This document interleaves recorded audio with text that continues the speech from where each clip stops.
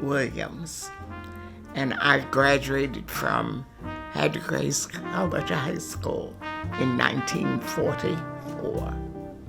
My name is Irving C. Williams.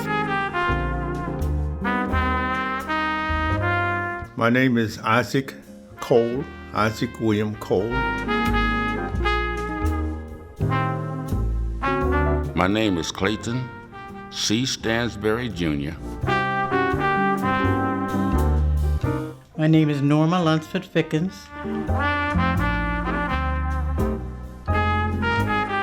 I'm Bert J. Hash, Jr. I graduated from Havre Grace Consolidated School, and I was the last class to graduate in 1965. I was born in what was at that time Aberdeen, Maryland. I lived with my parents. There were 10 of us, and I attended Swan Creek Elementary School for the first 7 years, and then came to Havre Grace for my high school years. I was born in Havre Grace, Maryland, and I lived in various places in Havre Grace, Freedom Alley, Revolution Street. I had 2 brothers, 2 sisters. I grew up here in Havre Grace. Our mother died when I was 4.5 years old, was 5 of us.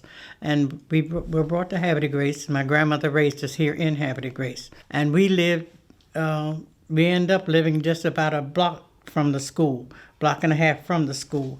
We could run to the corner and see if the bell rang, because if the bell didn't ring, all the kids would still be in line. And so we were never late. At the old house my grandmother lived in, we didn't even have running water. We would have to go across the street to get buckets of water to bring home to use.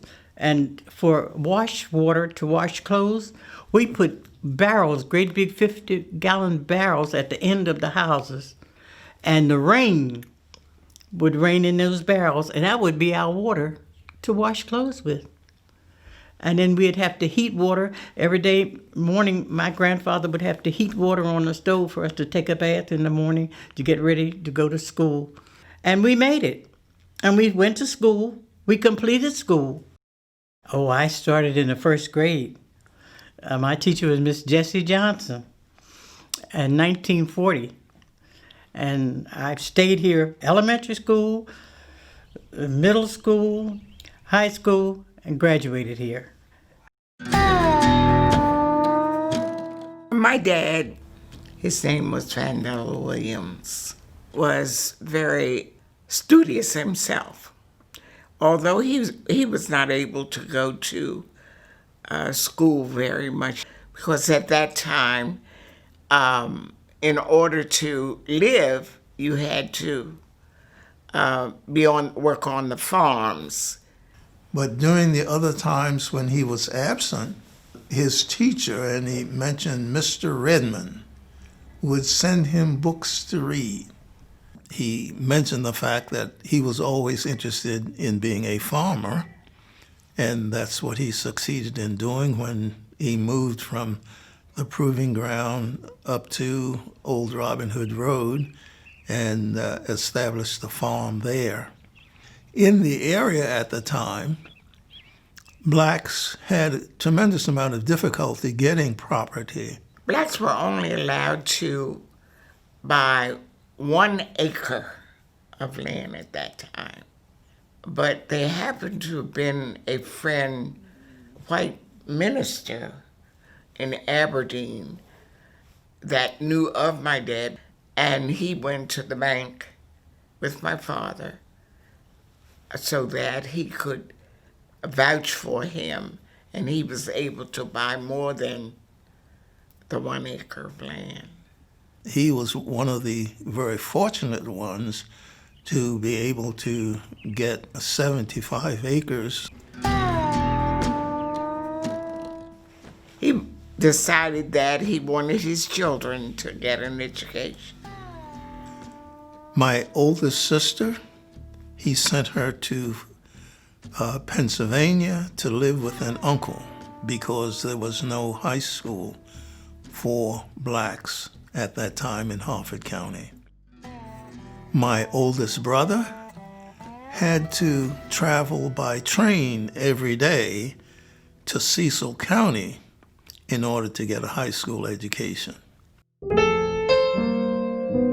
I started college school in 1938 in the first grade, and I graduated in 1951 from the high school. And we were one block away from the school. The school was just down the street from where we lived. My father worked on the railroad. We could never understand why my mother and my father never made it to high school and how they knew so much. And my father could spell anything. And my father knew mathematics. Or he could work some, in his head, he could work some mathematics. If you divide this by this and this, that, what's the answer? And my father knew history. And my mother was the same way. Every day, my father, well, number one, he would say, "What did you learn today in school?" He would ask you that. And you had to tell him something, because every day you go, you got to learn something. And one time, my younger brother and I were playing around, doing nothing. My father said, "Have you finished your homework?" I said, "We didn't have any homework today." He went to that little section where we kept our books. He brought all my books, said, "You know everything in these books?" I said, "No, Daddy, how will I know that?" He said, "Well, you got homework."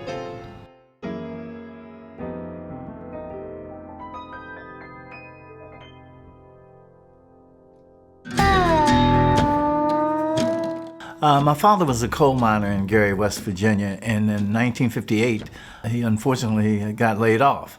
And in the coal mining community, once you get laid off, it's not much for you to do there except to leave. And so we moved to where our extended family was in Aberdeen, Maryland.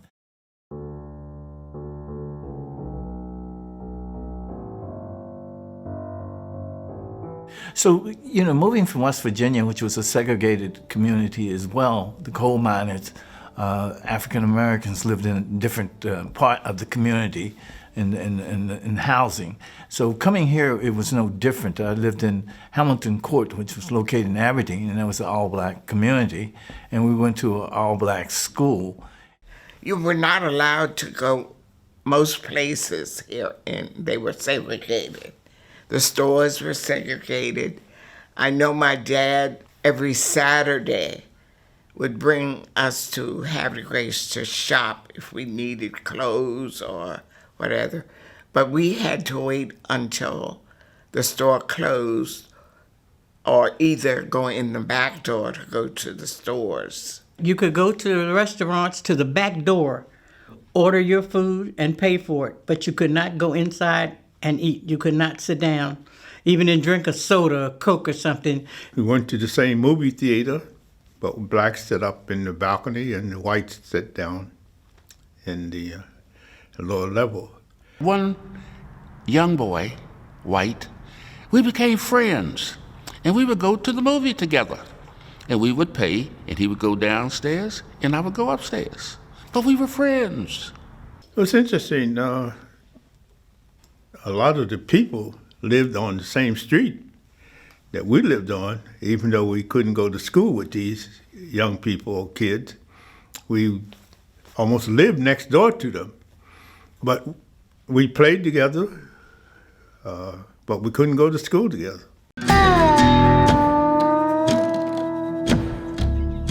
All of the, or at least the farmers that I remember in the area nearby depended on each other for various things.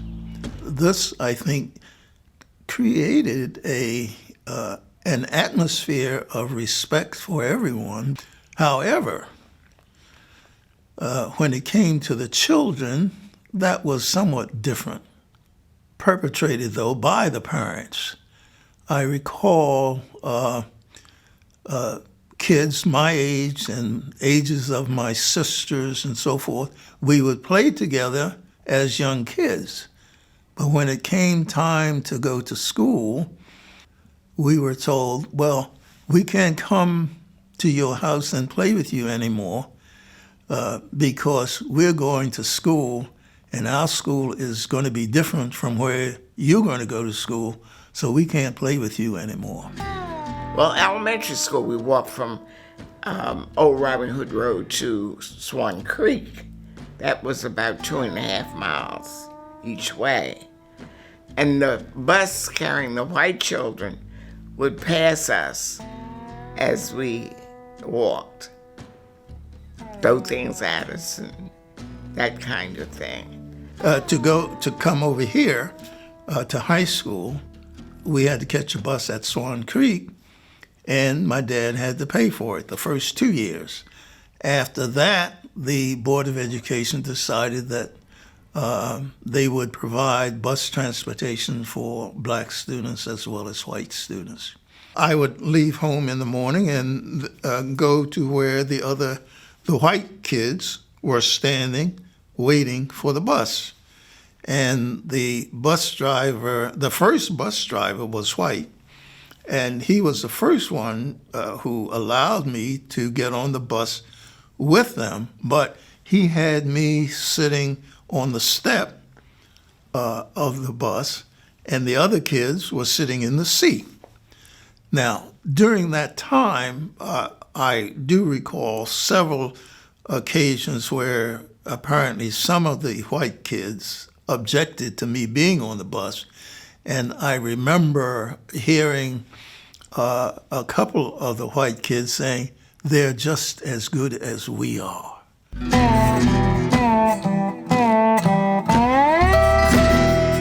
I remember one time, I used to work for a white family. After school, I'd cut the grass and clean the hedges and clean out the school. And one boy came up to me, a white boy, little boy. He looked at me and said, "Hi, nigger." And I took my fist and hit that boy and knocked him over and went home and told my mother. And she said that was wrong. I shouldn't have done that. He learned that from somebody. And a lot of things I would have loved to have learned from the kids, the white kids, but their mother wouldn't let them play with us long. I would love to have learned a foreign language. There were Italian children, French children in the neighborhood and around, and we would go out and play, and then their mothers would say, "Come in the house, come in the house." So I didn't get to learn as much as I would like to learn from them. I knew they knew a whole lot I didn't know. My father was a great historian. He had studied Marcus Garvey and a number of outstanding African Americans. And he believed that African Americans or colored people were not treated as they should have been treated. And that was his gist for doing what he did at the colored school. He wasn't by himself. He had a core of individuals that he worked with. My dad was instrumental in getting a high school for blacks in this county. He and several other individuals, including Mr. Clayton Stansbury, were very instrumental in petitioning to the Board of Education to build a high school for blacks in Harford County. And they worked together to get this done. They looked at what was going on at the school, the so-called white school. Well, why can a white school have this, and this is how we're treated? He went to the mayor, he would write the governor, he would write senators, he would write individuals in the House, he would go to all that he could. He didn't have a car, but he would find individuals who would drive him wherever he needed to go. And he would go to Annapolis at different times because he believed that all individuals were created equal and they should be equal in everything that's going on in America. And they got the high school here in Havre Grace.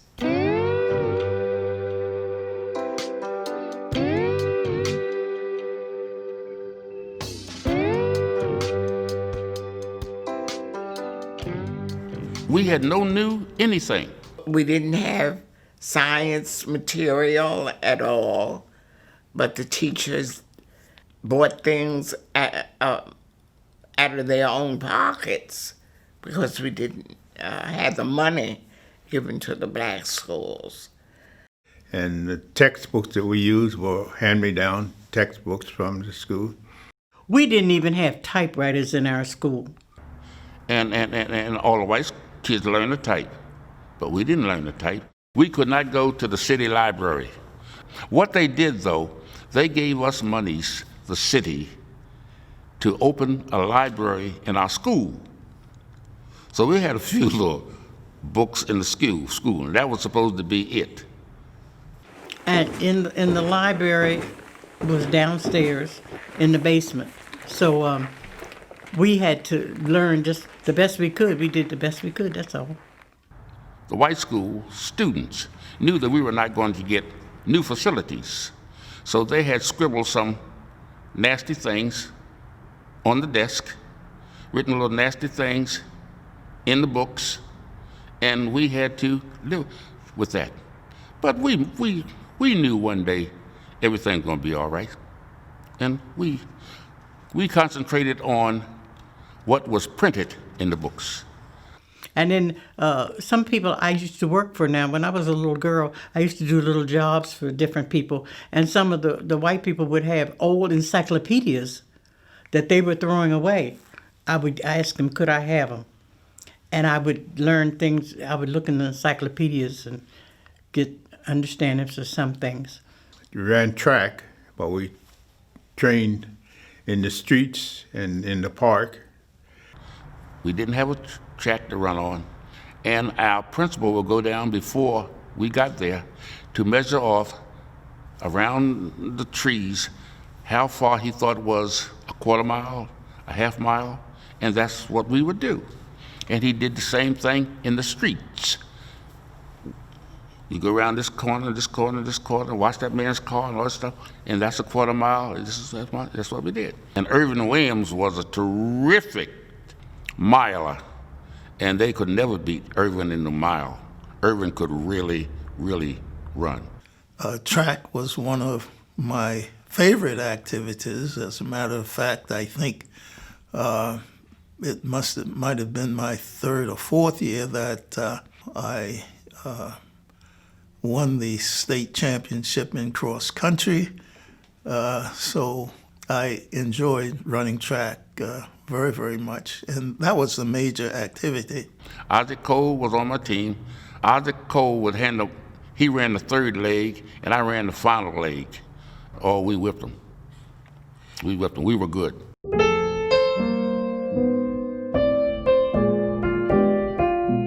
I think we should take away that not only was it a colored school, it was a community school. This entire black community, that was the school. So not only did you learn at the colored school, you also learned in the community. And that interaction between the community and the school was very, very strong. The school was like the village. The school back then was like, it takes a village to raise a child. The school was like the village. And our whole heart and everything was in the school. And everything we needed, we would find within the school, within our teachers. We would go to our teachers for everything. And since I didn't have a mother, I would take the teachers as my mother, my extra mother or grandmother, whatever I needed. And they were always there for us at all times. So the school was our village. The teachers, they were more concerned about the children than the paycheck. One of the things that was so wonderful, during that time, the teachers took an interest in the whole child. We didn't have books like the white schools. We got the books that they had used, but they made us feel that we could learn even from those books. We didn't have science material at all, but the teachers bought things out of their own pockets because we didn't have the money given to the black schools. But we learned. the teachers wanted you to do your best, and they insisted upon you developing your fullest potential. So if you had some potential, they wanted you to do the best that you could do. And one of the incidents I recall is Mrs. Williams, Bernice Williams. I took an exam one day, and I got a B on the exam. And Mrs. Williams says to me, "Cole, what's wrong with you?" I said, "Well, what do you mean?" "Well, you took this test and you only got a B." I said, "Well, I got the highest mark in the class." She said, "But you can do better than that. And you're going to take the test again." Miss Merchant, she was our home ec teacher. Taught us how to sew, how to make canned goods, and how to do things like that. And then Miss Williams, she taught us, she was fantastic.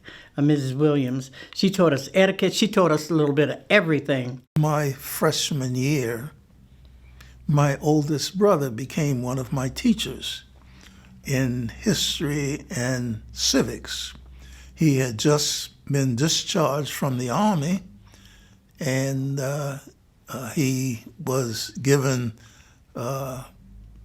some responsibilities around the school as well as some of the other schools. He later became one of the supervisors in the area. Well, one of my favorite teachers was Russell Stansbury. He was my brother. We lived in the same house. We slept in the same bedroom. I liked Mrs. Williams. Mrs. Williams taught us history. Mrs. Williams was strict, very strict. And we had to wear a necktie to her class. And I remember Chicken Charlie, James, one time he didn't have a necktie, so he went somewhere and found a towel, and sometime he tied that around his neck. But all of the teachers were interested in us. Miss Camper and Miss Crowder, they lived in Baltimore, and they took a train every day from Baltimore to Havre Grace to teach. And I wonder how in the world they caught a train every day, come way up to Havre Grace to teach us. But I learned from them also that if you want to do something, you can do it. You can be so determined that I'm going to do it. I think the teachers went through what we went through. Before we went through it, they had already gone through it. But the one thing that I began to learn later on in life was that the educators that we had were more in tune to you and your success. We certainly appreciation for what we were learning. The teachers were not exactly easy on us, and they taught us, and they knew what we were going to be faced with out in the real world. They encouraged us to study as much as we could because they wanted what was going to be best for us, and they knew education was the key. Mr. Roy was our principal and the daddy of the school. When Mr. Roy hit the door, everything got quiet. Here come Mr. Roy, here come Mr. Roy. And he came with the expectation that the students at Havre Grace Color School would be the best. He did a lot with little. He had to make do with a lot of things. I don't know the politics of the relationship between his principalship and the powers that be in the white structure, but I'm quite sure he had to beg and scrimp and scrape for everything that he got. He was very stern, but I think he was a great visionary for the school, and his continuity probably gave it the success that it enjoyed over all those years. He encouraged us to go to college, and he would try to get monies for us. So he would give us all those scholarships. I don't know where he got the money from, and he would send as many of us off to college as he could. Mr. Roy attended Lincoln University, and he went to school with Langston Hughes. One of the things that was so neat, once a year, Langston Hughes would come and visit our school. I remembered when Langston Hughes came, Mr. Roy told us who was coming, and everybody was so excited. Langston Hughes was coming. I got him to autograph my Social Security card.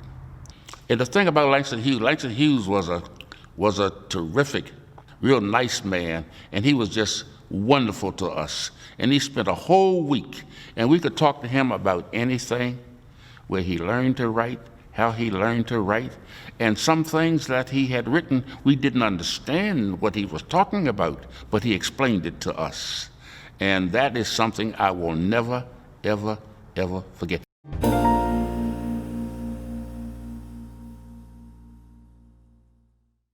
Mr. Noble, I remember him very well, a very, very likable person. And he's the person I remember as the first one who used to come into the one-room schoolhouse at Swan Creek, and he would relate the story or this poem, "The heights of great men reached and kept were not attained by sudden flight. But they, while their companions slept, were toiling upward in the night." You got to be working night and day if you want to get something. Don't talk about I'm tired and I can't do this, and you have to do it now. He told us that every speech. Mr. Noble ended with that.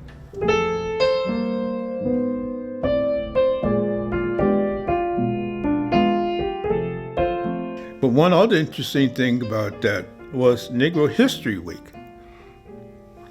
At this school, we had to take a course in Negro history or Black history. And I think it was a book by Carter G. Woodson. So we learned a lot about our history.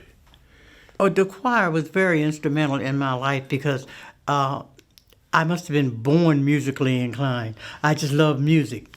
And so wherever there was music, I was tried to be a part of it. When they started the choir here, I guess they just asked how many kids wanted to be on the choir, in the school choir. Of course, I wanted to be a part of it. And we would go to a church, St. Matthew's Church over here on Revolution Street. And we would have music classes in that church. At that time, the churches cooperated with the school because we didn't have a big enough facility for some things. And so that's when I became part of the school choir. In fact, my brother, who taught industrial arts, it was in the basement of a church. So we had to walk from the school a block and a half to his class. And there were some grandstands over there. We built under the guidance of Mr. Russell Stansbury, who was a shop teacher. We built our grandstand. Oh, May Day was a great day. It was more a day for females than for males. It was a big event, and you had this pole, and they danced around the pole. May Day was beautiful. At May Day, in home ec classes, we had to make our dresses, which were made of crepe paper and different color crepe paper. And they had, across the street in the field over there where they played ball, we would have May Day every year. And they would have the maypole, and we would dance around the maypole in these dresses that we made, very colorful. It was beautiful.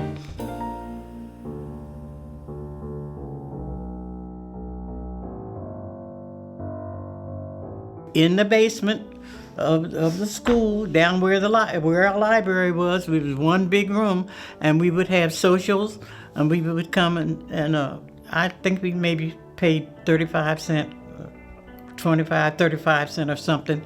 Some Friday nights we would come and have socials downstairs. It didn't hold that many people.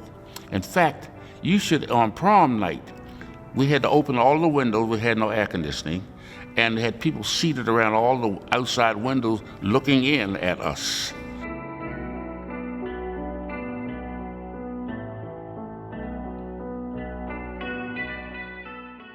Graduation, they would use the churches for graduation. A lot of times we would go to the churches for our graduation. It was a very big affair, graduation was. To be able to graduate from high school was a big thing, because back then, a lot of the kids, when they got in senior high school, they had to help their parents. at home. I had to keep things moving at home. So to graduate was a big thing.